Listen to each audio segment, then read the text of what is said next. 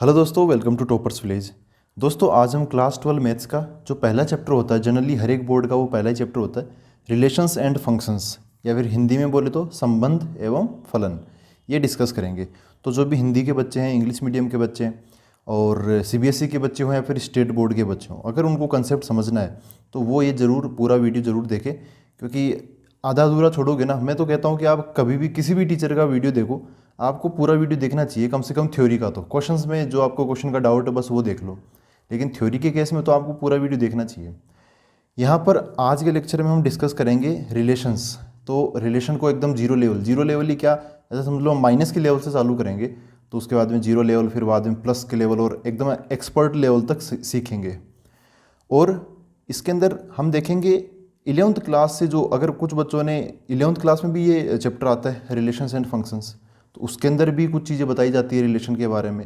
Function तो आगे के लिए छोड़ेंगे, आगे डिस्कस करेंगे, लेकिन रिलेशंस जो है ना, इसको हम 11th क्लास के लेवल से चालू करते हैं। जब से रिलेशन हमने पढ़ना चालू किया ना, तब से चालू करेंगे।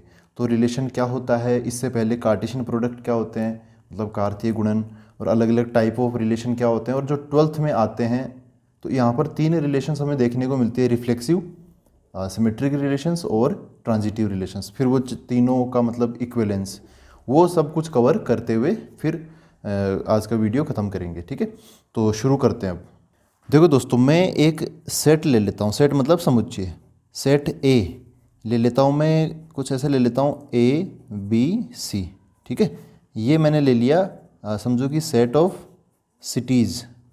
ठीक है, सिटीज़ का मैंने सेट ले लिया, और यहाँ पर ऐसे समझ लेना कि जो ए है, ए का मतलब है अजमेर। ठीक है, और बी का मतलब समझ लेना बॉम्बे, और जो सी है, सी का मतलब समझ लेना आप चेन्नई। ठीक है, ABC, थोड़ा ऐसे ABC के चक्कर में मैंने ऐसे मतलब सिटीज़ उठाई है। अब एक और सेट ले लेता हूँ मैं, सेट बी। ठीक है, तो सेट बी ले लेता हूँ मैं, RST। ये हो गया सेट ऑफ स्टेट्स, मतलब जो इंडिया के स्टेट है ना, तो उनका ये एक सेट हो गया, कुछ सभी स्टेट्स का नहीं, कुछ स्टेट्स का। तो यहाँ पे आर का मतलब समझ लेना राजस्थान, एस का मतलब समझ लेना सिक्किम, एंड जो टी है, टी का मतलब आप समझ लेना तमिलनाडु। ठीक है, तो ऐसे शॉर्ट फॉर्म में लिखना आसान होता है, इसलिए मैंने RST इनकी शुरू स्टार्टिंग का जो लेटर है वो मैंने लिख लिया यहाँ पर। ठीक है, अब यहाँ पर सबसे पहली चीज़ आती है कार्टेशियन प्रोडक्ट। ठीक है, जिसको हिंदी में क्या बोलते हैं हम, कार्तीय गुणन। तो इसका मतलब क्या है, इसका मतलब है A क्रॉस B, ऐसे हम लिखते हैं। हम B क्रॉस A मतलब इसका ऑर्डर चेंज करके भी लिख सकते हैं। देखो, A क्रॉस B का मतलब क्या है, ये एक सेट है। ठीक है, यहाँ पे जो भी चीज़ें हम पढ़ेंगे, इवन रिलेशन भी एक सेट है, फंक्शन जो आएगा आगे जाके देखेंगे वो भी एक टाइप का सेट ही होता है। तो सब कुछ सेट ही है, जो सेट से मिलके बना है। तो देखो, यहाँ पर कुछ ऑर्डर्ड पेयर्स आएंगे, क्रमित युग्म, और वो कैसे लिखेंगे। पहला नंबर, पहला सेट क्या है, ए। तो इसके अंदर 2 एलिमेंट्स हम रखेंगे एक ब्रैकेट के अंदर। तो पहला एलिमेंट होगा वो ए से उठेगा। ठीक है, ये ऑर्डर मैटर करता है। अगर हम बी क्रॉस ए लिखते तो बी पहले आ जाता, उस केस में पहला नंबर बी का होता। यहाँ पर क्या है, ए क्रॉस बी, तो सबसे पहले ए का एलिमेंट लिखेंगे। अब एक एक एलिमेंट क्या है, 3 है, ABC, तो पहला ब्रैकेट ही है, तो हम यहाँ पर ए लिख लेंगे।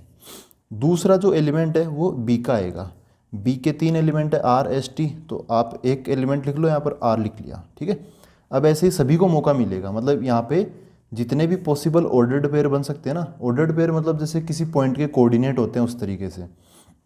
तो अगला क्या आ जाएगा, अब ए को एस से मिलने का मौका मिल जाएगा, A कोमा एस, फिर ए को टी से मिलने का मौका मिल जाएगा, तो A कोमा टी। ऐसे हो गया, ए आ गया हर बार आगे की तरफ। अब बी की बारी। ठीक है, याद रखना पहला एलिमेंट किसका आएगा, ए का ही आएगा। तो अब ए का दूसरा एलिमेंट क्या है, बी। अब बी इन तीनों से मिल लेगा। ठीक है, दूसरा एलिमेंट बी का आएगा, कैपिटल बी का, तो RST है, तो बी कोमा आर आ जाएगा, बी कोमा एस आ जाएगा, एंड बी कोमा टी आ जाएगा। ठीक है, ऐसे हो गया। ए क्रॉस बी में सारे ऑर्डर्ड पेयर आ जाते हैं ऐसे। अब बताओ अगला क्या आएगा, तो ए का अब तीसरा एलिमेंट क्या है, सी इन RST सभी से मिलेगा, तो C comma R, C comma S, and C comma T. ठीक है, ऐसे बन गया ये। तो ये क्या हो गया अपना ऑर्डर्ड पे कार्टेशियन प्रोडक्ट हो गया। कार्टेशियन प्रोडक्ट का अब आप समझ पा रहे हो मीनिंग क्या होता है। Set of all ordered pairs from A to B. ठीक है, ये मीनिंग होता है। फ्रॉम ए टू बी का मतलब है पहला ए का दूसरा बी का। अब मैं बोलूँ कि बी क्रॉस ए क्या होगा, तो यहाँ पर ये ना ये सभी एलिमेंट्स अपनी मतलब इनमें अंदर वाले जो एलिमेंट है वो अपने इंटरचेंज हो जाएंगे। आर यहाँ पे पहले आ जाएगा और ए आगे आ जाएगा। ठीक है, ये सभी आपस में इनके मतलब अंदर वाले जो नंबर है ना वो अपनी जगह बदल लेंगे, पहला दूसरी जगह पे और दूसरा पहली जगह पे, ऐसे हो जाएगा। तो इसके अंदर ऑल ऑर्डर्ड पेयर्स आ जाते हैं। ठीक है, अब हम इनमें से कुछ खास खास चीज़ें छांट लेते हैं। देखो कैसे, मैं यहाँ पर इन दोनों को ऐसे अलग अलग ढंग से बना लेता हूँ। ये सेट ए है, ये सेट बी है, यहाँ पर है अपने पास में ए बी सी, इधर है अपने पास में आर एस टी। ठीक है, तो ए बी सी तीनों सिटीज़ है और बी मतलब जो सेट ऑफ स्टेट है, ये वाला स्टेट्स का जो सेट है उसके अंदर तीनों स्टेट मैंने लिस्ट कर लिए। अब यहाँ पर हमें बस ये बताना है कि कौन सी सिटी सेट ए में जो सिटीज़ है उनमें से कौन सी सिटी इधर सेट बी के कौन सी स्टेट के अंदर है। ठीक है, तो ये हमें कनेक्शन बनाना है। और वो कनेक्शन कैसे बनाएंगे, देखो मैं यहाँ पर एक स्टेटमेंट लिख देता हूँ कि समझ लो कि X comma Y such that. ठीक है, ये 11th क्लास की चीज़ें हैं, तो इसे 11th क्लास का एक टाइप से रिवीजन हो जाएगा अगर जिन बच्चों को पता है। तो जिन बच्चों को नहीं पता वो उनके लिए ये जानकारी यहाँ पे मिल जाएगी। 11th क्लास अगर नहीं पढ़ा तो कोई दिक्कत नहीं है। देखो एक्स कोमा वाई, इसका मतलब होता है सच देट, ऐसे दो ऊपर नीचे हम पॉइंट लगा देते हैं। तो यहाँ पर है जो एक्स है पहला एलिमेंट वो तो ए में से आएगा, X belongs to A. And जो दूसरा एलिमेंट है वाई वो बी में से आ जाएगा, वाई बिलोंग्स टू बी। ठीक है, अब यहाँ पे ये एक्स और वाई में क्या संबंध है, यहाँ पे एक और कोमा लगा के लिखूंगा मैं, जो भी चीज़ लिखनी है वो यहाँ पे लिखेंगे। वो ये है कि सिटी एक्स, ये ऑब्वियसली ए क्या है, सिटीज़ का है, ये है सिटीज़ का सेट है, और जो बी है वो स्टेट्स का सेट है अपने पास में। तो सिटी यहाँ से एक्स आएगा, एक्स की वैल्यू ए भी हो सकती है, एक्स की वैल्यू बी भी हो सकती है, एक्स की वैल्यू सी भी हो सकती है। वाई की वैल्यू आर एस टी में से कुछ भी हो सकती है। City X lies in state Y. ठीक है, ये इस तरीके से हमें कुछ ऑर्डर्ड पेयर्स लिखने हैं।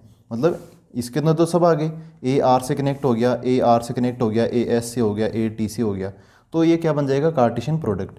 लेकिन हमें सभी को कनेक्ट नहीं करना, हमें देखो ऐसा बताना है कि इधर की जो भी सिटी है वो इधर वाले कौन से स्टेट के अंदर है, रियल में है ना। एक चलो अगर हम इंडिया का मैप देखें तो अजमेर किस स्टेट में आएगा, तो अजमेर आएगा राजस्थान के अंदर। फिर क्या है, बॉम्बे, अच्छा अजमेर ये सिक्किम और तमिलनाडु इनमें से किसी में नहीं आएगा। ठीक है, आर एस टी का मतलब आप जान रहे हो, ये वाली चीज़ें, ये बॉम्बे सिक्किम और तमिलनाडु किसी में नहीं है। फिर है चेन्नई, चेन्नई किस में, तमिलनाडु में, तो ऐसे हो जाएगा।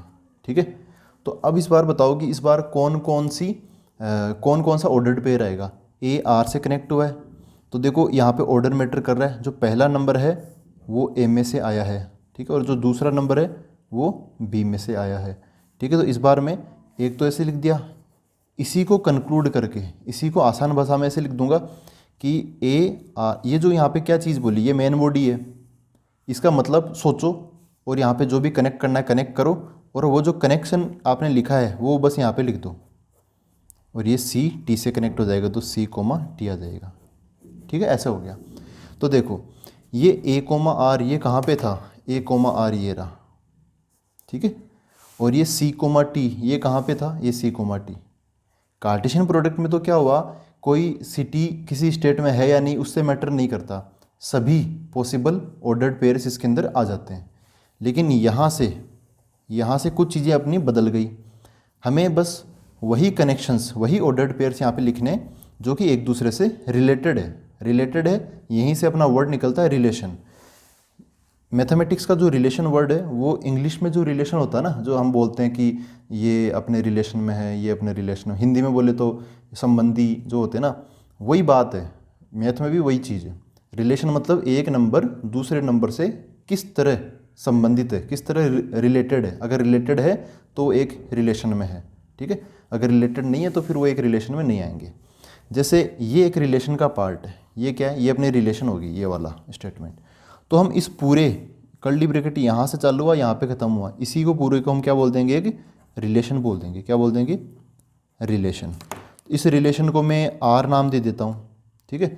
चलो कंफ्यूज नहीं हो तो R1 बोल देता हूँ, आर से कंफ्यूज हो जाते हैं, जैसे आर तो सेट ऑफ रियल नंबर्स भी होता है, इसलिए मैंने रिलेशन को R1 बोल दिया। तो ये R1। अच्छा, इसी को सोच समझ के हमने ये ड्रॉ किया था और इसी से हमने ये वाला कंक्लूजन निकाला है, तो ये भी रिलेशन R1 ही है, ठीक है। ये भी क्या है, रिलेशन, ठीक है। अच्छा, ऐसा समझ सकते हैं कि जो रिलेशन है, जो भी कोई रिलेशन होती है वो एक कार्टेशियन प्रोडक्ट का सबसेट होता है। देखो इस कार्टेशियन प्रोडक्ट में कितने एलिमेंट है, 1 2, ये जो 3 लोग हैं इन तीनों से कनेक्ट होंगे तो 9 बन जाएंगे ना, 3 3 9, 1 2 3 4 5 6 7 8 9। इन 9 एलिमेंट्स में से, कार्टेशियन प्रोडक्ट के 9 एलिमेंट्स में से ये 2 एलिमेंट्स AR और CT, ये 2 एलिमेंट्स उठाकर हमने अलग से क्या बना दिया, एक रिलेशन बना दी। तो जो रिलेशन है इस कार्टेशियन प्रोडक्ट का क्या हो गया, सबसेट हो गया। ये एक सेट है, इसके 2 एलिमेंट उठा के हमने अलग से एक रिलेशन बना दी, तो वो क्या हो गया, सबसेट हो गया। तो रिलेशन की जो डेफिनेशन है वो यही है, relation is a subset Cartesian product A cross B। और थोड़ा आप इसको अच्छे से बोलोगे तो यहाँ पे एक स्टेटमेंट, मतलब थोड़ा सा पार्ट और जोड़ देंगे, relation from set A to set B, ठीक है। तो वो A क्रॉस B का सबसेट हो जाएगा। अगर हमें रिलेशन बताना है फ्रॉम B टू A, तो वो B क्रॉस A का सबसेट हो जाएगा। ये रिलेशन की फॉर्मल डेफिनेशन आपको बुक्स में देखने को मिलेगी। अब एक और चीज़, ये जो है ये जो डायग्राम हमने बनाया है, ये रिलेशन को लिखने का एरो डायग्राम बना के लिखने का तरीका है, इसको बोलते हैं एरो डायग्राम। अगर आप रिलेशन को ऐसे लिखते हो, ऐसा पूरा मतलब पूरा लैंग्वेज में लिखते हो, तब इसको बोलते हैं हम सेट बिल्डर फॉर्म, ठीक है। और अगर आप एक एक एलिमेंट यहाँ पे लिस्ट कर देते हो, एक एक ऑर्डर्ड पेयर ही लिख देते हो, ऐसे माथापच्ची में नहीं पढ़ते, तब इसको हम बोलते हैं रोस्टर फॉर्म। तो एक रिलेशन को लिखने के 3 तरीके होते हैं, set roster form, set builder form और एरो डायग्राम, ठीक है। और ये रिलेशन की अपनी डेफिनेशन हो गई। दोस्तों एक और चीज़ यहाँ पर, जैसे आप यहाँ पे देख पा रहे हो A और R, जैसे यहीं से समझ लो ये A कोमा R है, वो एक R1 रिलेशन के अंदर है, तो हम ऐसे बोलेंगे A कोमा R, ये जो एलिमेंट है, एक एलिमेंट ये किसमें R1 में बिलोंग कर रहा है, तो बिलोंग टू R1, ठीक है, ऐसे। या फिर ये जो C कोमा T है, इसके लिए भी बोल सकते हो, तो C comma T belongs to R1। अच्छा, ऐसे नहीं लिखना चाहते तो मैं यहाँ पे या लगा देता हूँ, हिंदी वाला या है। या फिर आप इसको ऐसे भी लिख सकते हो, R1 को लिख दो यहाँ पर, ये जो पहला नंबर है ना A, वो R1 के पहले लिख दो, और जो दूसरा नंबर है R, वो उसके बाद में लिख दो, ऐसे R ऐसे। या फिर अच्छा, C कोमा T को कैसे लिखोगे, C R1 T ऐसे। तो ये दोनों तरीके सही हैं। अब जैसे यहाँ पर A कोमा S था, यहाँ पर हम A कोमा S देखने को मिला क्या, नहीं मिला, तो हम क्या बोलेंगे, A comma S, sorry A comma, पूरा लिखना पड़ेगा, A comma S does not belongs to, ऐसे does not belongs to, belong to वाला साइन लगा के काट देना R1, ऐसे हो जाएगा। तो ये तरीका भी ठीक है। या फिर कई बार इसको R1 को ऐसे बीच में से कट कर देते हो, तो वो तरीका भी ठीक है। तो हम कहीं पर भी इनमें से और इनमें से कोई सा भी तरीका काम में लेने, तो आपको समझ जाना कि A कोमा R R1 में बिलोंग कर रहा है, इस टाइप से। और दूसरी चीज़, एक और चीज़ है कि कभी जैसे यहाँ पर तो ये रिलेशन कैसे कहाँ से कहाँ डिफाइन की थी, A से B में, फ्रॉम A टू B ऐसे डिफाइन किया हमने, from A to B, A से B के अंदर डिफाइन किया। कई बार क्या होता है कि ये A से हम A में ही डिफाइन कर देते हैं ना, इधर भी अजमेर बॉम्बे चेन्नई और इधर भी अजमेर बॉम्बे चेन्नई, मतलब एक कोई भी स्टूडेंट है वो अजमेर से बॉम्बे गया, फिर अजमेर से अजमेर में चला गया, या अजमेर से चेन्नई चला गया, इस टाइप से, ठीक है। तो मतलब उस केस में कुछ अलग टाइप की रिलेशन हम ढूंढ लेंगे। तो अगर कोई रिलेशन है A टू A, ठीक है, अगर A से A में ही है, तो इसको हम क्या बोलेंगे, रिलेशन ऑन A, क्या बोलेंगे, relation on A to A, बार बार A टू A ऐसे लिखने की ज़रूरत नहीं पड़ेगी। अगर दोनों सेम है तो relation from A to A है, तो रिलेशन ऑन A बोल देंगे। या फिर कई बार यहाँ पे ऑन की जगह हम इन भी लगा देते हैं, रिलेशन इन A, ठीक है, रिलेशन इन A या रिलेशन ऑन A, दोनों ही चीज़ें ठीक है। देखो दोस्तों, अब अगली हम कुछ टाइप्स पढ़ेंगे, एम्प्टी रिलेशंस और यूनिवर्सल रिलेशंस, वो क्या होती है। तो सबसे पहले जैसे हम कोई एग्जाम्पल के जरिए समझ लेते हैं, इसको हिंदी में बोलते हैं रिक्त संबंध, और हम शॉर्टकट में इसको फाई के नाम से जानते हैं। तो यहाँ पर मैं एक सेट ले लेता हूँ, यह सेट ले लिया, सेट ए ले लिया मैंने, समझो 1 2 3। अब कुछ अलग ले लेते हैं, और सेट बी ले लिया मैंने, समझो कि 100 ले लिया, फिर 101 और 102 ऐसे ले लिया। ठीक है, अब मैं एक रिलेशन लिखता हूँ। चलो, एक रिलेशन जो कि हमें क्या बनानी है, एम्प्टी बनानी है। एम्प्टी का मतलब जिसमें कोई आए ही ना, ठीक है, खाली सीधा सीधा। तो एक्चुअली कुछ पॉसिबल ही नहीं होना चाहिए, एम्प्टी एक टाइप से इम्पॉसिबल होता है, इसलिए वो बन नहीं पाता। तो रिलेशन एक मैं बना रहा हूँ, समझो कि रिलेशन मैंने कोई भी नाम दे देते हैं, रिलेशन का मैं R2 नाम दे देता हूँ चलो इस बार। और वो ऐसे है A, B, ये जो पहला नंबर है ए वो ऐसे आना चाहिए, तो A belongs to capital A. और जो दूसरा नंबर है B, वो चलो B से ले लेते हैं, तो B belongs to capital B। और यहाँ पे कुछ ऐसी चीज़ लिख देते हैं जो कि A और B में संबंध बताए, A यहाँ से B यहाँ से, और वो इम्पॉसिबल वो हो ही ना। तो मैं ऐसा लिख देता हूँ, A है 1 2 3, B है 100 101 102 में से कोई ना कोई होगा। तो वो छोटे हैं ये बड़े हैं, मैं उल्टा लिख देता हूँ, A ग्रेटर देन B ऐसा लिख देता हूँ, A ग्रेटर देन B। अब बताओ, ये मेन बॉडी हो गई, इसको समझो आप। ये तो चलो लिखते हैं ऐसे, यहाँ पे सच डेट का साइन आएगा ऐसे, सॉरी यहाँ पे गलती हो गई, यहाँ पे सच डेट का साइन आएगा। R2 is the set of all elements like A, B such that A belongs to A, B belongs to B and A greater than B। ये जो A यहाँ से आएगा, और जो B है वो अपने यहाँ से आएंगे। जो A है मतलब 1 2 3 वाले कोई एलिमेंट B वाले एलिमेंट 100 101 102 से बड़े हों, तो ऐसा कोई होगा ही नहीं, है ना, कोई नहीं होगा। तो क्या बन जाएगा, खाली आ जाएगा ऐसे। तो ये तो कैसे हो गया, सेट बिल्डर फॉर्म में, ये हो गया रोस्टर फॉर्म में। इसी को हम क्या बोलते हैं, फाई बोलते हैं। जो पॉसिबल ही ना हो, क्या हो, इम्पॉसिबल हो। ठीक है, तो ये क्या बन गया, फाई बन गया। और वैसे भी हमने 11th क्लास में जाना था कि जो भी एम्प्टी सेट होता है वो किसी भी सेट का क्या होता है, सबसेट होता है। तो यहाँ पे जो फाई है वो अपना क्या है, A क्रॉस A, इसका क्या हो जाएगा, सबसेट हो जाएगा। ठीक है, और जो भी रिलेशन होती है, हमने यहाँ पे देखा कि जो भी रिलेशन होती है वो सबसेट ऑफ कार्टेशियन प्रोडक्ट होती है। मतलब ऐसे R is subset of Cartesian product A cross B। ठीक है, सबसेट का साइन आप ऐसे भी लगा सकते हो नीचे की तरफ इक्वल, तो यहाँ पर ऐसे भी लगा सकते हो, कोई दिक्कत नहीं है। ठीक है, ये ज़्यादा मतलब वो है, जनरल है। तो ये था एम्प्टी रिलेशन जो कि कभी बनता ही नहीं है। एक आता है यूनिवर्सल रिलेशन, जिसको बोलते हैं क्या हम, सार्वत्रिक संबंध। मतलब इसमें सब कुछ आ जाएगा। सब कुछ किस में से, सबसे बड़ी क्या चीज़ होती है, कार्टेशियन प्रोडक्ट। तो कार्टेशियन प्रोडक्ट के सारे एलिमेंट ही आ जाएंगे। जैसे यहाँ पर हमने जो ये अपना देखा था ना, अजमेर बॉम्बे चेन्नई वाले एग्जाम्पल में, ये 9 लोग है ना, अगर किसी रिलेशन में 9 के 9 ही आ जाए तो उसको हम क्या बोल देंगे, रिलेशन। कौन सी, यूनिवर्सल रिलेशन। अभी हमने जो एग्जाम्पल लिया था उसमें तो 2 ही एलिमेंट आ पाए थे, इस 9 में से 2 ही आए थे R1 में, लेकिन 9 में से 9 सब के सभी आ जाए तो क्या बन जाएगा, वो यूनिवर्सल रिलेशन। ठीक है, उसके अंदर सब आ जाते हैं। ठीक है, मतलब ऑल एलिमेंट्स आर पॉसिबल। जैसे मैं फिर वही एग्जांपल ले लेता हूँ, यहाँ पे एक अलग R3 बना लेता हूँ। तो ऐसा ले लिया, A, B such that A belongs to A, मतलब जो A है वो तो यहाँ से बिलोंग करेगा 1 2 3 में से, and B belongs to B, मतलब 100 101 102 में से। यहाँ पे ऐसा कुछ लिख लेता हूँ कि A माइनस B का mod greater than equal to 0, ऐसे लिख लिया मैंने। अब ये क्या है, ये तो पॉसिबल है। ठीक है, और वो भी कैसे, 100% पॉसिबल है, मतलब श्योर है, एकदम होगा ही होगा। ठीक है, क्या बोल देते थे उसको, श्योर, होगा ही होगा ऐसा। देखो, ए सेट ए का मतलब क्या है, 1 2 3 इसके एलिमेंट्स। सेट बी का मतलब क्या है, 100 101 और 102 ये एलिमेंट्स। अब आप खुद ही सोचो, अगर हम इनमें से 1 2 3 में से ये 100 101 102 माइनस करेंगे और फिर उसका क्या ले लेंगे, मोड भी ले रहे हैं ना, तो नेगेटिव का क्या बन जाएगा, पॉजिटिव बन जाएगा। जैसे एक में से ये 100 माइनस करूँ, 1 माइनस 100, उसका मोड ले लूँ तो कितना मिलेगा, ये माइनस का 99 का मोड क्या है, ग्रेटर देन इक्वल टू 0। तो होगा ही होगा ना यार, ग्रेटर देन इक्वल टू 0, क्योंकि माइनस 99 का मोड क्या होता है, प्लस का 99। तो ये क्या बन जाएगा, ग्रेटर देन इक्वल टू 0 बन जाएगा। ठीक है, ये क्या है, ट्रू है। ठीक है, तो हमेशा ये चीज़ 100% श्योर है ना। किसी भी 2 नंबर्स का डिफरेंस ले लो, या फिर कोई सा भी नंबर हो, अंदर कोई सा नंबर आएगा, उसका मॉडुलस क्या करता है, नेगेटिव को पॉजिटिव बना देता, तो obviously greater than equal to 0 होगा ही होगा। तो ये है यूनिवर्सल रिलेशन, इसके अंदर सब लोग आ जाएंगे।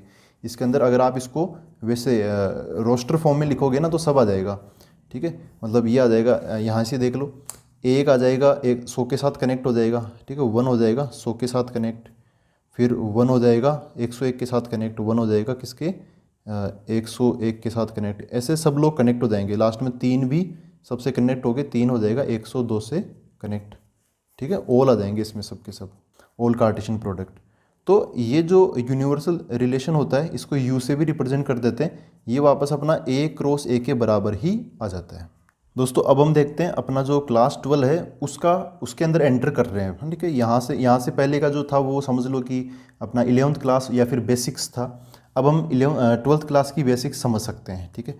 तो ये क्या है, different types of relations on A, मैंने क्या बोला ऑन ए।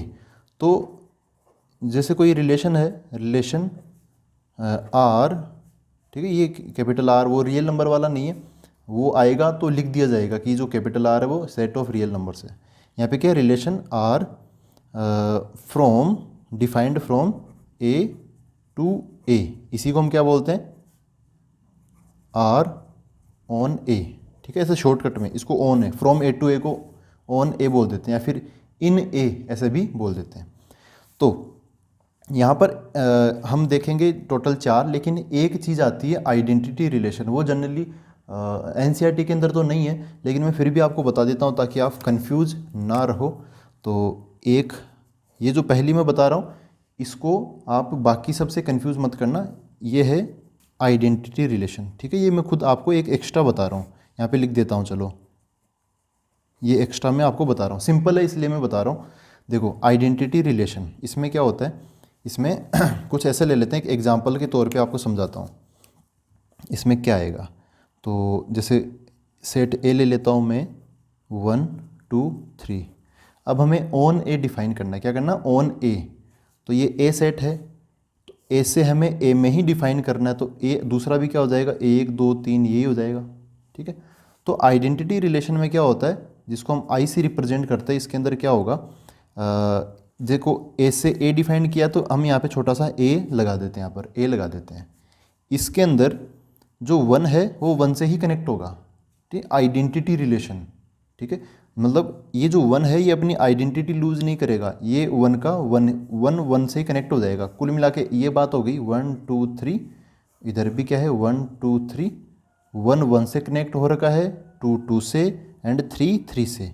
सेम आइडेंटिटी वाले नंबर्स आपस में कनेक्टेड है, तो 1 1 आ जाएगा, 2 2 आ जाएगा, 3 3 आ जाएगा। ये क्या है, आइडेंटिटी रिलेशन है ये। ऑन ए तो इसको हम बोलते हैं आई ए, ऐसे। अगर मैं ऐसे बोलना चाहूँ कि कोई रिलेशन है आर, वो ये लिख लिया मैंने 1 1 2 2, तो क्या ये आइडेंटिटी रिलेशन है ऑन ए, तो हम बोलेंगे ये नहीं है, क्योंकि यहाँ पर देखो एक मिस हो गया, कौन, 3 3 आना चाहिए था। तो ऐसा समझ सकते हो, एक और मैं बता देता हूँ, चलो ये R1 ले लेता हूँ, ये R2 ले लेता हूँ, ऐसे ले लेता हूँ 1 1 2 2 3 3 1 2। देखना ये 3 एग्जाम्पल से आपका आइडेंटिटी रिलेशन क्लियर हो जाएगा। ये तो आइडेंटिटी रिलेशन है, ठीक है, 1 1 2 2 3 3। ये वाला आइडेंटिटी रिलेशन नहीं है, क्योंकि यहाँ पे 3 की आइडेंटिटी वाला जो 3 है वो भी आना चाहिए था, है ना, सेम आइडेंटिटी वाले जो 3 है वो भी आना चाहिए था, वो नहीं है, तो ये आइडेंटिटी रिलेशन नहीं है। फिर यहाँ पर 1 1 2 2 3 3, ये 1 2, मतलब ये जो 1 है ना वो 2 से भी कनेक्ट हो रहा है, तो 1 और 2 इन दोनों की सेम आइडेंटिटी नहीं है, तो ये इसको भी हम आइडेंटिटी रिलेशन नहीं बोलेंगे। ये चीज़ क्लियर है ना। किसी भी सेट के ऊपर on A, from A to A, एक ही आइडेंटिटी रिलेशन होती है, और वो क्या होती है, सेम एलिमेंट से सेम एलिमेंट कनेक्ट करना, ठीक है। इसके अंदर ऐसा समझो कि इसके अंदर ए टाइप के सारे एलिमेंट्स यहाँ पर आ जाते हैं। दोस्तों नेक्स्ट टाइप है रिलेशंस में रिफ्लेक्सिव रिलेशंस, ठीक है। यहाँ से ये तो है आपके बुक के अंदर, सभी की बुक्स के अंदर मिलेगा ये रिफ्लेक्सिव रिलेशंस, ये मतलब एक्स्ट्रा नहीं है, ये काम का तो है ही। तो इसके अंदर क्या है कि वही सेट ए से ए ले लेते हैं, ठीक है, ए टू ए, ठीक है, तो इसको हम क्या बोलते हैं, रिलेशन ऑन ए बोल देते हैं। तो ऑब्वियसली ये जितनी भी हम टाइप्स पढ़ रहे हैं, ठीक है, वो हम रिलेशंस ऑन ए पढ़ रहे हैं। तो आइडेंटिटी रिलेशन हो गया, अब रिफ्लेक्सिव, ये भी ए टू ए है, मतलब ऑन ए है। तो इसके अंदर एलिमेंट क्या है, 1 2 3 ऐसे मैंने ले लिया, तो ये भी वो सेम ही है, 1 2 3 याद आएगा। रिफ्लेक्सिव रिलेशन क्या होता है, तो इसमें क्या होता है कि किसी भी रिलेशन को हम रिफ्लेक्सिव रिलेशन कब बोलेंगे, if A comma A belongs to R. ठीक है, ये जो रिलेशन है वो आर समझ लो, आर कोई रिलेशन है ये। और यहाँ पे एक साइन लगा देते हैं हम ये वाला, फॉर, इसका मतलब क्या होता है, फॉर एवरी। कहीं भी आपको ये साइन दिखाई दे तो समझना इसका मतलब क्या है, फॉर एवरी मतलब सभी एलिमेंट्स के लिए, for every A belongs to capital A. ठीक है, यहाँ पर जो स्मॉल ए है वो अपना ए के अंदर बिलोंग करेगा, मतलब हर एक नंबर 1 2 3 सभी के लिए ए कोमा ए आर में बिलोंग करना चाहिए। अब इसमें अब आप कंफ्यूज हो सकते हो कि इसमें तो फिर आइडेंटिटी रिलेशन में क्या अंतर हुआ, तो अभी वो एग्जांपल से क्लियर हो जाएगा। ये लैंग्वेज ऐसी होती है कि थोड़ा क्लियर नहीं होती चीज़ें, तो कन्फ्यूज़ रहते हैं बच्चे, तो मैं आपको एग्जांपल से क्लियर कर देता हूँ। यहाँ पे कुछ रिलेशंस लिख रहा हूँ मैं, R1 लिख लिया मैंने, 1,1 2,2 3,3। ठीक है, A, टाइप के सेम ऐसे ये लिख लिया मैंने R1। और उसके बाद में R2 लिख लेता हूँ मैं, 1,1 2,2। ठीक है, ऐसे लिख लिया। अच्छा, R3 लिख लेता हूँ मैं, 1,1 2,2 3,3 1,2। ठीक है, ऐसे हो गया। अब चीज़ें और क्लियर होगी अपने पास में, देखो 1,1 2,2 3,3, तो ये कंडीशन है अपनी क्या, रिफ्लेक्सिव रिलेशन की ये कंडीशन है। तो if A comma A belongs to R, मतलब जो भी रिलेशन का नाम है, ए बिलोंग्स टू ए, यहाँ पर जो 1 2 3 है, 1 2 3 यहाँ पर अपना सेट ए क्या है, 1 2 3 का है। तो यहाँ पे ये साइन जो है ना, ये साइन उल्टा ए, इसका मतलब क्या था, फॉर एवरी, मतलब हर एक एलिमेंट, ये वर्ड आ गया, इसलिए ये डेफिनेशन कुछ ऐसे काम करेगी। यहाँ पे 1 2 3 हर एक एलिमेंट यहाँ पे आना जरूरी है। तो ये जो रिलेशन है R1, इसको हम क्या बोलेंगे, रिफ्लेक्सिव रिलेशन बोलेंगे, क्योंकि यहाँ पे क्या है, फॉर एवरी। तो 1,1 आ गया, देखो A, टाइप के आने चाहिए, 2,2 3,3 ये आ गया। ठीक है, इसके अंदर ये क्या हो गया, ये रिफ्लेक्सिव हो गया। क्या हो गया, ये रिफ्लेक्सिव रिलेशन हो गया ये। अच्छा, आपने देखा होगा पिछले एग्जाम्पल में, ये तो आइडेंटिटी रिलेशन भी था, और कोई भी आइडेंटिटी नहीं होता, मैंने बोला कि एक ही आइडेंटिटी रिलेशन होता है। तो ये जो रिलेशन R1, इसको आप रिफ्लेक्सिव भी बोल सकते हो और आइडेंटिटी रिलेशन भी बोल सकते हो, आइडेंटिटी रिलेशन भी इसको बोल सकते हो, ये दोनों है। यहाँ पर आते हैं 1,1 2,2, ये आइडेंटिटी रिलेशन तो नहीं है। ठीक है, ये आइडेंटिटी रिलेशन तो नहीं है, और ये रिफ्लेक्सिव भी नहीं है, ये रिफ्लेक्सिव भी नहीं है, क्योंकि यहाँ पे बोला फॉर एवरी, तो यहाँ तो 3,3 तो नहीं आया, तो ये रिफ्लेक्सिव भी नहीं है। यहाँ पर आते हैं 1,1 2,2 3,3। देखो, इफ़ A, आर में बिलोंग कर रहा ना, तो उसको हम रिफ्लेक्सिव रिलेशन बोल देते हैं। A, अगर बिलोंग कर रहा तो फॉर एवरी A, मतलब सारे A आ जाने चाहिए, जितने भी 1 2 3 एलिमेंट है वो। तो 1,1 इसमें एक एलिमेंट है 1, तो 1,1 हो गया उसका क्लियर, पूरा हिसाब क्लियर। फिर 2 है तो 2,2 आ गया, 3 है 3,3 आ गया। ये एक्स्ट्रा है तो एक्स्ट्रा आ जाए, कोई दिक्कत नहीं है। यहाँ पे बस क्या बोला कि A, आना चाहिए, क्या आना चाहिए, A, आना चाहिए। फिर उसके बाद में अगर ये सारे कवर हो गए ना, उसके बाद में A, A, C कुछ भी आए उससे कोई मतलब नहीं है, A, सारे आ जाने चाहिए। तो यहाँ पर ये तीनों लोग आ गए। अब उसके बाद में आप 1,2 2,3 3,1 कुछ भी लगाओ, ये क्या हो जाएगा, ये रिफ्लेक्सिव हो जाएगा। ये बस यहाँ पे अंतर दिखता है रिफ्लेक्सिव और आइडेंटिटी रिलेशन में। आइडेंटिटी रिलेशन तो एक ही होती है, जो कि ये होती है सेम सारे आगे, बस ये रिफ्लेक्सिव है लेकिन आइडेंटिटी नहीं है। ठीक है, आइडेंटिटी रिलेशन आपको एक ही बार देखने को मिलेगा, लेकिन रिफ्लेक्सिव आप और भी बना सकते हो। देखो, अब आपके दिमाग में आ सकता है कि यार R4, चलो एक और रिलेशन बनाते हैं, रिफ्लेक्सिव बनाते हैं। 1,1 ले लिया, फिर 2,2 ले लिया, 3,3 ले लिया, ये 3 लोग तो आने चाहिए।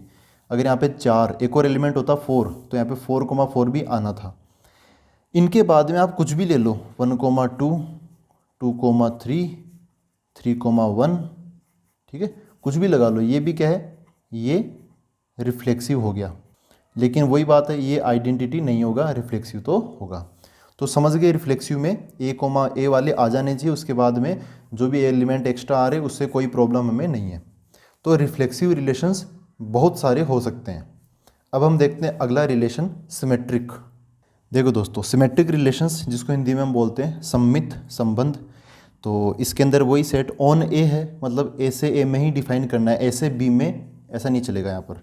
तो देखो इसकी डेफिनेशन क्या है, इसकी डेफिनेशन ये है, किसी भी रिलेशन को हम सिमेट्रिक रिलेशन कब बोलेंगे, तो इसका मतलब वो कारण बता देता हूँ मैं यहाँ पे। इफ़ समझो कि A comma B belongs to R, then B comma A belongs to R. ठीक है, अगर ए कोमा बी बिलोंग कर रहा है तो बी कोमा ए भी बिलोंग करेगा या फिर करना चाहिए, तभी हम उसको क्या बोलेंगे, सिमेट्रिक। सिमेट्रिक नाम से लग रहा है कि यार अगर एक चीज़ हो रही है तो उसके रेस्पेक्ट में उसी जैसी एक और होनी चाहिए, मतलब है ना सिमेट्रिक। तो ए कोमा बी बिलोंग कर रहा है तो बी कोमा ए भी बिलोंग करना चाहिए। तो इसके भी हम एग्जाम्पल से समझ लेते हैं। जैसे मैं यहाँ पे R1 ले लेता हूँ, वो ये ऐसे ए में डिफाइन कर रहा हूँ, तो R1 ले लेता हूँ मैं 1,1 2,2। ठीक है, फिर R2 ले लेता हूँ 1,1 2,2 3,3। फिर R3 ले लेता हूँ मैं 1,1 2,2 3,3 1,2। ठीक है, ऐसे में एलिमेंट्स बढ़ा लिए मैंने।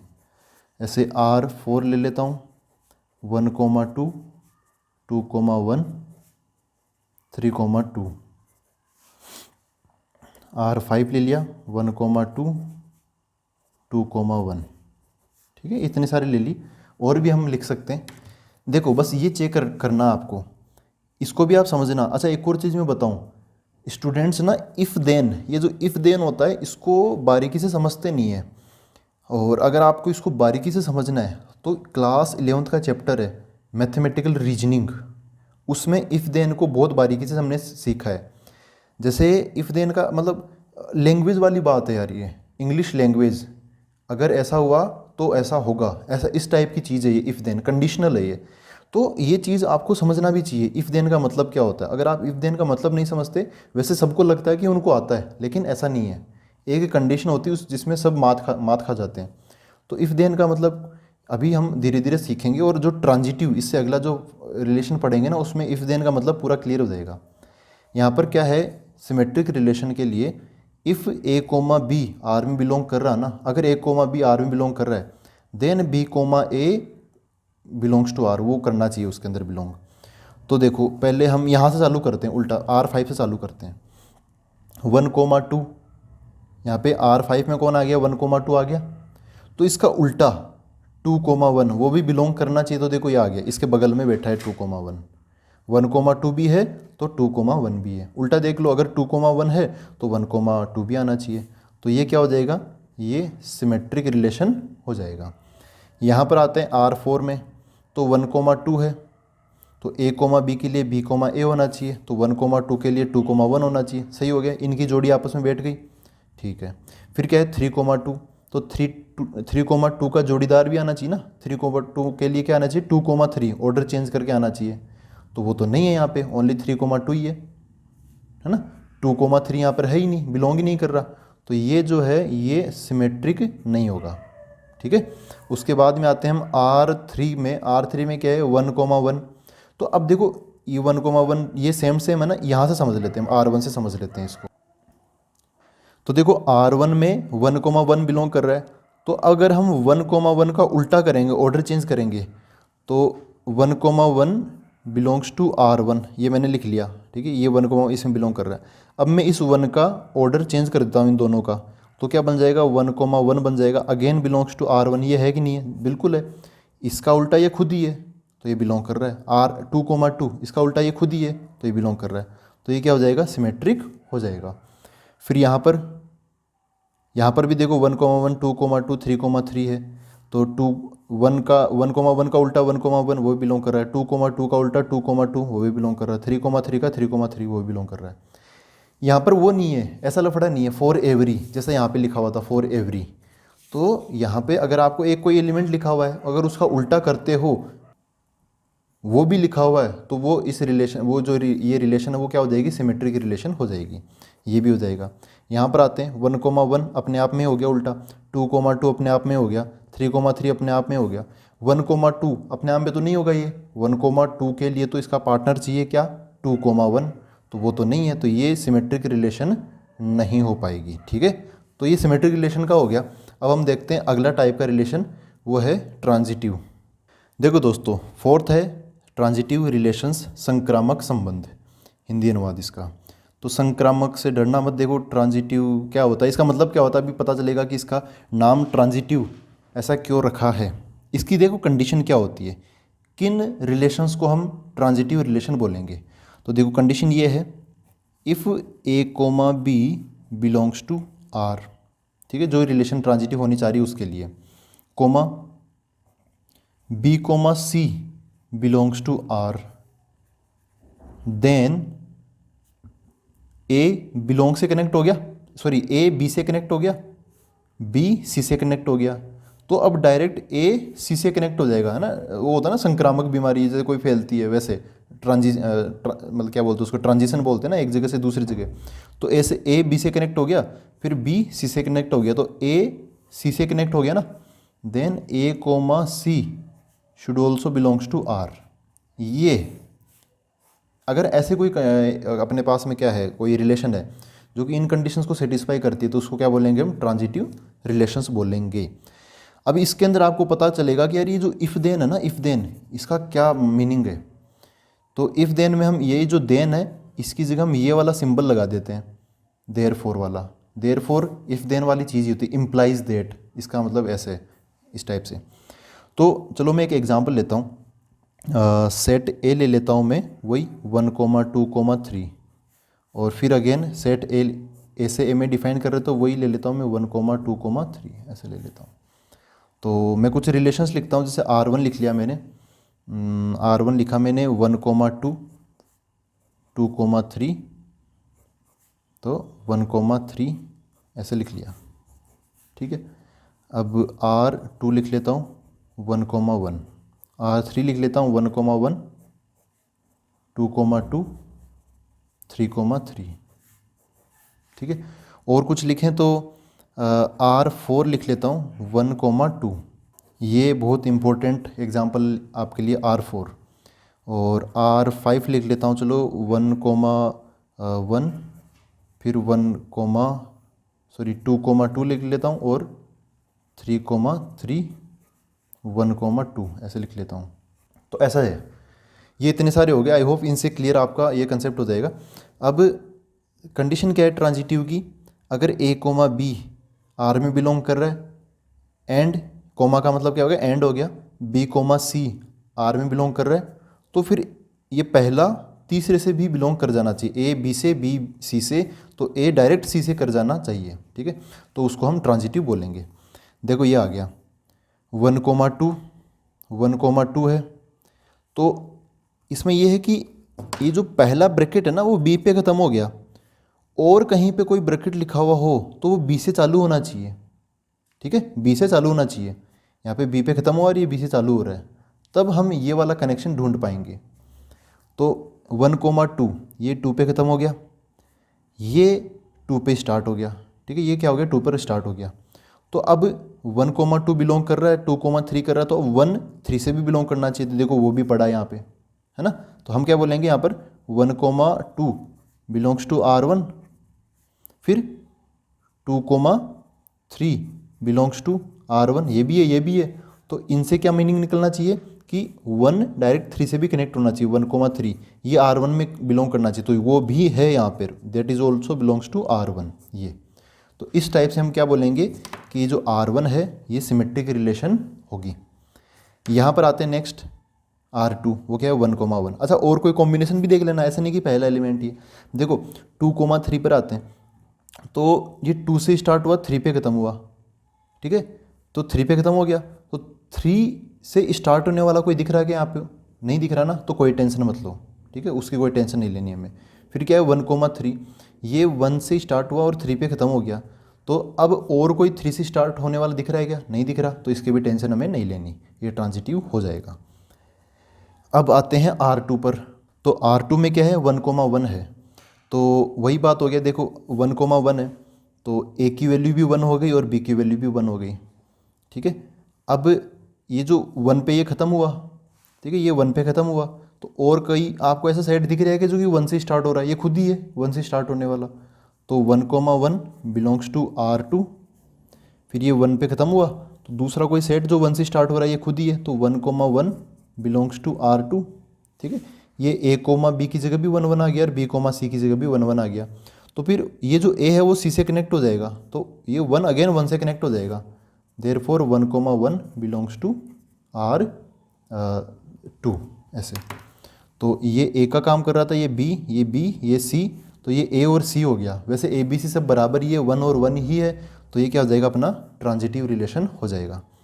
ऐसे ही 1 1 2 2 3 3 ये इन्होंने आपस में वो बना लिया लूप, ये 1 का आपस में निपट जाएगा। अगर 1,1 है ना तो फिर 1,1 हो जाएगा, 2,2 वाला हो जाएगा, 3,3 आपस में ही निपट जाएंगे, तो ये भी ट्रांजिटिव हो जाएगा।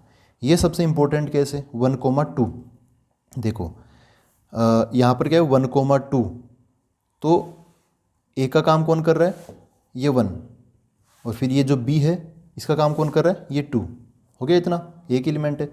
अब ऐसा कोई मिलना चाहिए जो कि 2 से स्टार्ट हो। किससे स्टार्ट हो, 2 से, क्योंकि अगर A कोमा B है तो B कोमा C अगर मिलना चाहिए जोड़ीदार, then A comma C belongs to R। अब यहाँ पर आप इस देन का मतलब समझोगे।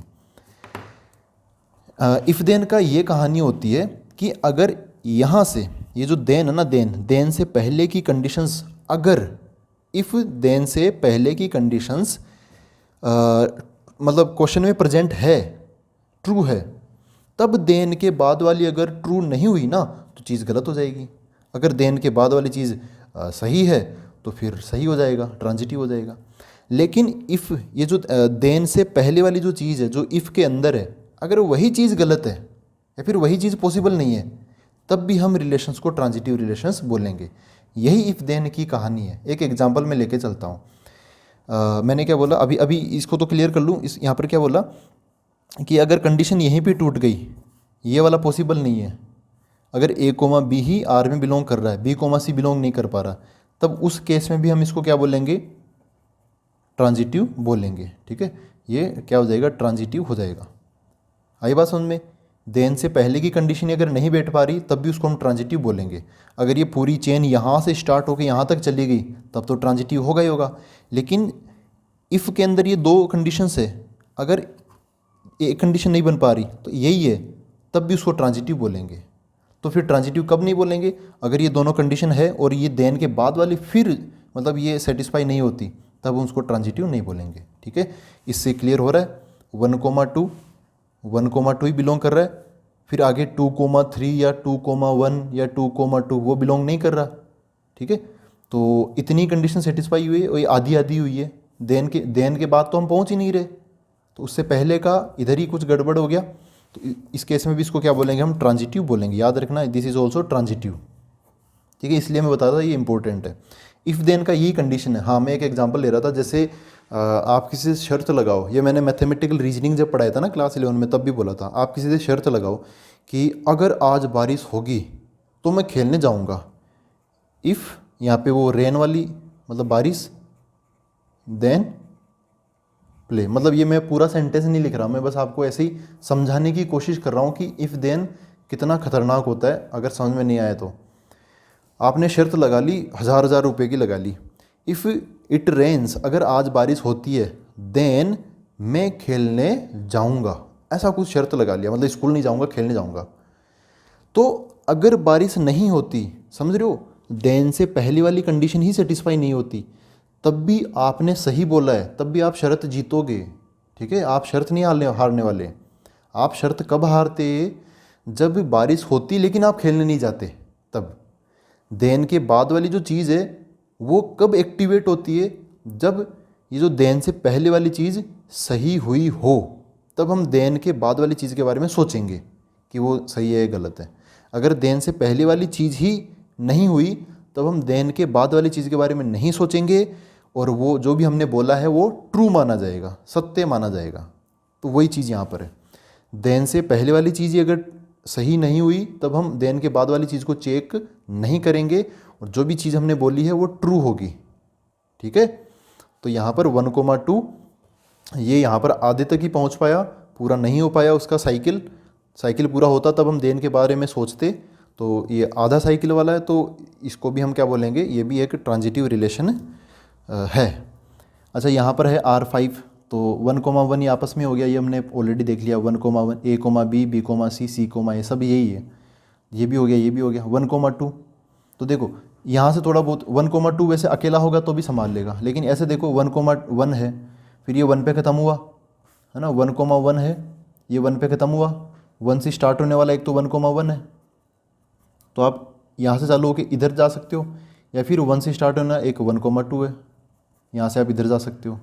तो अगर 1,1 फिर 1,1, तो ये पहला और ये तीसरा 1,1 ये भी बिलोंग करना चाहिए। और अगर आप इधर की तरफ आ रहे हो 1,1 ये 1 पे ख़त्म हुआ, ये 1,2 ये 2 पे ख़त्म हुआ, तो 1, ये 2 ये भी बिलोंग करना चाहिए। समझ रहे हो? तो क्या 1,1 और 1,2 बिलोंग कर रहे हैं? ये तो कर ही रहे हैं, ये खुद ही है। ये देखो ये 1,1 जो हमें चाहिए, यहाँ पे देन है, यहाँ पर भी देन है, इतना क्लियर। तो अब देन के बाद वाली चीज़ पर सोचेंगे। 1,1 ये बिलोंग कर रहा है, 1,2 ये बिलोंग कर रहा है। ठीक है, तो ये भी क्या हो जाएगा, ट्रांजिटिव हो जाएगा।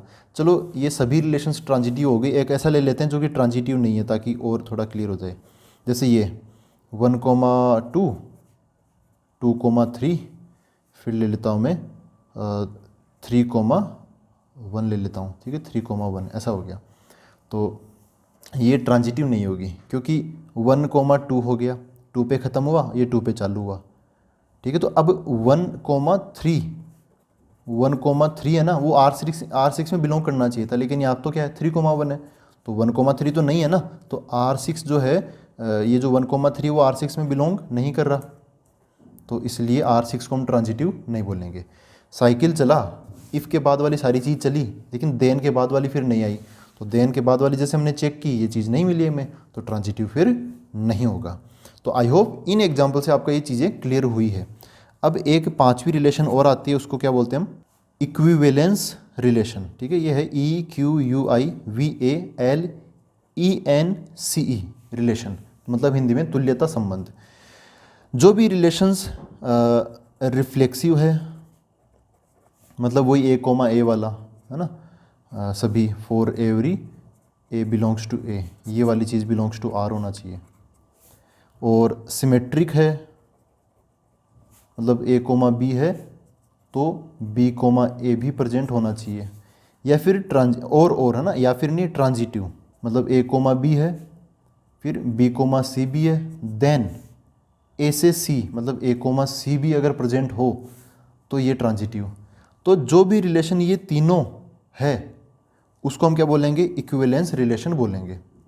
ठीक है, कोई भी रिलेशन इनमें से हो भी सकती, नहीं भी हो सकती, लेकिन अगर कोई रिलेशन है, कोई खास रिलेशन है जो कि रिफ्लेक्सिव भी है, सिमेट्रिक भी है और ट्रांजिटिव भी है, हम तीनों को टेस्ट करके देख लेंगे। अगर वो तीनों टेस्ट पास कर जाती है तो उसको हम क्या बोल देंगे, इक्विवेलेंस रिलेशन। जैसे मैंने ये एक एग्जांपल लिया, ए है 1, 2, 3, तो मैंने एक रिलेशन बनाई R, वो कहाँ से कहाँ तक जाती है, A से A में जाती है। ठीक है, ऑन A है, फ्रॉम A टू A, तो एक ये रिलेशन है। अब बताना है कि इक्विवेलेंस है कि नहीं है। इक्विवेलेंस के लिए क्या होना चाहिए, रिफ्लेक्सिव होना चाहिए। तो रिफ्लेक्सिव कैसे चेक करते हैं, पहली चीज़ रिफ्लेक्सिव होना चाहिए। तो रिफ्लेक्सिव में क्या होता है कि A, फॉर एवरी जो भी है ना, A, should belongs to R होना चाहिए, for every A belongs to A, capital A, सभी के लिए। तो A के अंदर क्या है, 1, 2, 3 है, तो 1, 1 है, 2, 2 है, 3, 3 है, बाकी हो ना हो उससे कोई मतलब नहीं है, ये क्या हो जाएगा, रिफ्लेक्सिव हो जाएगा। दूसरी चीज़ क्या है, सिमेट्रिक। तो सिमेट्रिक में क्या होना चाहिए, अगर A, B है तो B, A ये भी होना चाहिए। तो 1, 1 है तो इसका उल्टा 1, 1 वो भी है, 2, 2 है तो उसका उल्टा 2, 2 वो भी है, 3, 3 है तो उसका उल्टा 3, 3 वो भी है, 1, 2 है तो इसका उल्टा 2, 1 वो इधर साइड में है, 2, 1 है तो इसका उल्टा 1, 2 वो पहले आ गया, 2, 3 तो इसका उल्टा 3, 2 वो साइड में है, 3, 2 इसका उल्टा 2, 3 ये साइड में आ गया। ठीक है, तो ये क्या हो गया, सिमेट्रिक भी हो गया। फिर क्या देखेंगे हम, थर्ड, ट्रांजिटिव होना चाहिए। तो ट्रांजिटिव के लिए क्या होता है, if A, B, B, C then पहला तीसरे से ए कोमा सी, सी कोमा ए मत कर देना उल्टा कि आप जोश जोश में इसका साइकिल ही बना दो पूरा, ए बी फिर बी सी फिर सी ए, ऐसा नहीं, ए कोमा सी होना चाहिए। तो ये बिलोंग्स टू आर, ये भी बिलोंग्स टू आर, तो ये भी बिलोंग्स टू आर होना चाहिए। तो इसको कैसे कैसे अप्लाई करते हैं, ए कोमा बी है तो ये बी पे ख़त्म हुआ, फिर बी से चालू होने वाला हमें ढूंढ लेना है। तो देखो यहाँ पर ये 1 1 2 2 3 ये तो आपस में बना लेंगे साइकिल, 1 1 1 पे ख़त्म हुआ, फिर 1 से चालू होने वाला 1 1 फिर वो है ना, तो पहला तीसरा फिर वही 1 1 आ गया सब कुछ। इनको तो देखना ही नहीं है, ये तो ट्रांजिटिव की जो क्लासिफिकेशन है उसको, जो भी क्या बोलते हैं रिक्वायरमेंट है उसको फुलफिल करते हैं। यहाँ पर आते हैं 1 2, 1 2 है, ये 2 पे ख़त्म हुआ, 2 से स्टार्ट होने वाला एक तो ये है 2 2, फिर 2 1 भी है, 2 3 भी है। तो आप किसी भी रास्ते पे जा सकते हो। अगर आपको एक भी चीज़ ऐसी मिल गई ना जो कि गड़बड़ है तो इसको फिर ट्रांजिटिव हम बोलेंगे नहीं। मतलब सही होगा तो सब सही होंगे, अगर गलत होगा, एक भी गलत हो गया ना तो फिर पूरा बर्बाद हो जाएगा। 1 2 है तो अगर आप 2 1 की तरफ जाओगे तो फिर 1 से 1 प्रेजेंट होना चाहिए, तो वो ये रहा। फिर अगर 1 2 है, 2 पे ये ख़त्म हुआ, अगर आप फिर 2 से स्टार्ट इधर होंगे तो 2 2 ये हो जाएगा। तो फिर 1 से स्टार्ट होके 2 पे ख़त्म, तो 1 2 वो ये खुद ही है, तो ये भी चल गया। अगर आप 1 2 ये 2 पे ख़त्म हुआ, 2 3 इस डायरेक्शन में जाना चाहते हो, देखो इसका दूसरा वाला नंबर इसका पहला वाला नंबर सेम है, तो अब क्या प्रेजेंट होना चाहिए 1 2 ये 2 3, तो ये 2 पे ख़त्म हुआ ना, ये 2 पे स्टार्ट हो गया। तो अब देखो 1 2 2 3, तो अब 1 3 से कनेक्ट होना चाहिए। क्या यहाँ पे 1 3 दिख रहा है क्या, नहीं दिख रहा ना, तो ये क्या हो जाएगा, गड़बड़ हो जाएगा यहाँ पर। तो ये जो है ना ये ट्रांजिटिव अपना नहीं हो पाएगा, तो नॉट ट्रांजिटिव हो जाएगा। अगर आप यहाँ पे ये और जोड़ दो 1 3 एंड 3 1, क्योंकि 1 3 के लिए सिमेट्रिक होने के लिए 3 1 तो होना चाहिए, तो मैंने ये भी जोड़ दिया। अब देखो देखो अब ट्रांजिटिव होगा कि नहीं होगा। तो 1 2 ये 2 पे ख़त्म, ये 2 से चालू 2 3, तो 1 3 भी होना चाहिए, वो आ गया अपना यहाँ पर। अगर आप यहाँ से आते हो 2 1, ये 1 से चालू हो रहा है तो 1 3, तो 2 3 भी प्रेजेंट होना चाहिए, वो इधर हो गया। तो अब जाके ये ट्रांजिटिव भी हो गया। तो जो रिलेशन ये तीनों चीज़ क्वालिफाई करती है तो उसको हम क्या बोल देते हैं, इक्विवेलेंस रिलेशन बोल देते हैं। ठीक है, तो आई होप ये चीज़ें आपको क्लियर हुई है। अब मिलते हैं हम अगले वीडियो के अंदर। Thank you very much.